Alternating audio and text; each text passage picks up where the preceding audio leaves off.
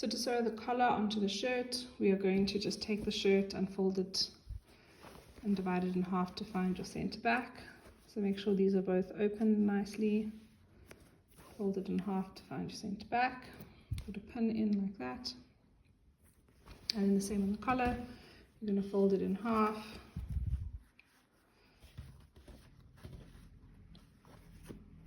Like that, and put a pin in. And then just remember that this pin needs to go through only one layer of fabric. So I'm just going to separate the layers and just put the pin through the single layer. So it's just going through one layer. And then we're going to put this onto the shirt, so right sides together. So I'm putting the shirt onto the single layer of the collar. So I'm pinning, matching the center back marks. And then I'm going to work my way to the side. So when I work my way to the side like this, I need to remember that there's going to be a little bit of an angle. So I need to line up this raw edge here with the raw edge of the collar. But when I start sewing, I'm going to start sewing here on the 1 centimeter. So I can't have these lined up like that, like you do on the cuff, because there's an angle here. So there's going to be a tiny little triangle over there.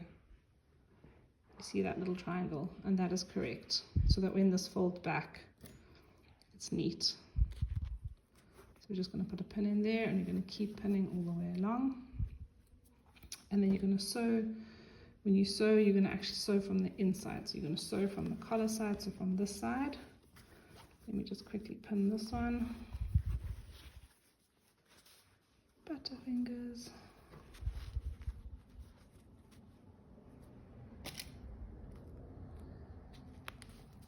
So when you sew now, you're going to start from the inside, so it's going to feel a little bit tricky and nothing's going to lie flat, but you're starting to sew in that corner over there and you're going to go all the way along. So I've sewn this with that little triangle there, and now I can show you why that's important, because we're going to now fold this in and over and up, and this is all lining up neatly over here,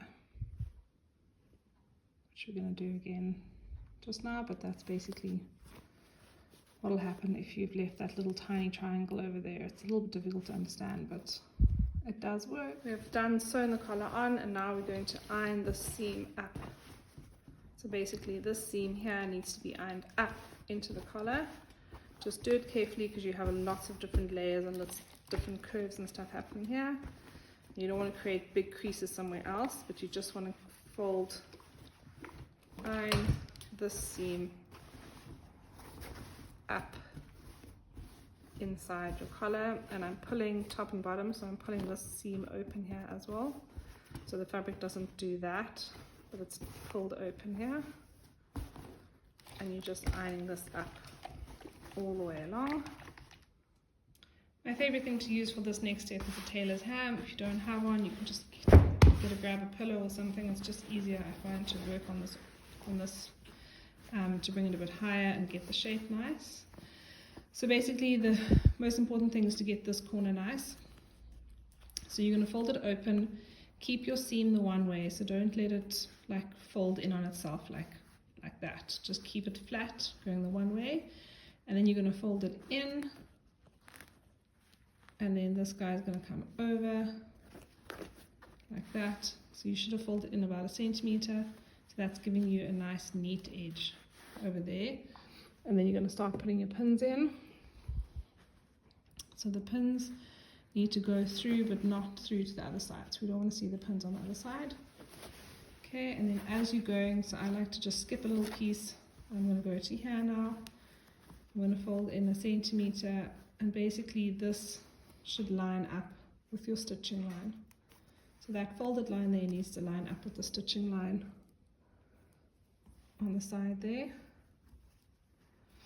And you just keep going all the way around, making sure that this is as neat as possible. Okay, and lots of pins, because what's going to happen is you're going to sew from the other side and you're not going to know what's happening underneath. And this is the one time that I do allow people to sew over their pins, because you're now going to sew from this side, doing a neat top stitch all the way along this edge. So you can't see the pins. If you hate the idea of sewing over your pins, you can tack it. So do a tacking stitch, take the pins out, and then sew neatly. And the reason why the pins shouldn't come through to the other side is because you'll see if it does, it makes like a bump over there, which is going to make your guide difficult to follow when you're stitching, when you're doing your top stitching. So you're just going to do a neat top stitch there, and then your collar will be done. So I'm busy about to do my top stitching on my neck here, on my collar, and my machine is struggling to move, and you can see that my foot is at an angle, so it's not actually sitting flat, it's actually sitting at an angle, and that's why it's struggling to go, what I say is up the hill.